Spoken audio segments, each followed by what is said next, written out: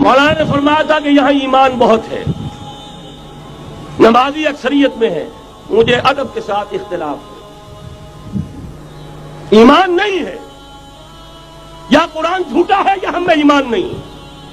قرآن کہتا ہے انتم الاعلون ان کنتم مومنین، اگر تم مومن ہوگے تم ہی سربلند رہو گے، ہم تو سربلند نہیں ہیں، تو کیا کہیں گے قرآن جھوٹا ہے؟ ایمان نہیں ہے۔ ہمیں موروثی عقائد مل گئے ہیں اپنے والدین سے، ہم by birth accident of birth مسلمان ہو گئے ہیں، ہم نے اسلام کی کوئی قیمت نہیں دی ہے، اسلام کو کوئی تکلیف جھیل کر اپنے لیے اختیار نہیں کیا ہے۔ پہلا مرحلہ ہے یا ایھا الذین آمنوا آمنوا باللہ ورسولہ والکتاب الذی نزل علی رسولہ، اے ایمان والو ایمان لاؤ۔ ایک درجے میں تو ایمان والے ہو، اقرار باللسان کر رہے ہو، آمنت باللہ کما ہوا باسمائہ وصفاتہ وقبلت جمیع احکامہ، اقرار باللسان وتصدیق بالقلب۔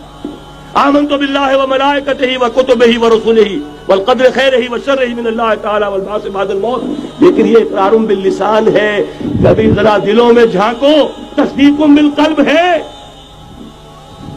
تصدیق بالقلب ہو جائے تو زندگی کا نقشہ بدل جائے گا، سوچ بدل جائے گی، ترجیحات بدل جائیں گی۔ آج زندگی سب سے عزیز ہے، پھر شہادت کی موت اس سے کہیں زیادہ عزیز ہوگی۔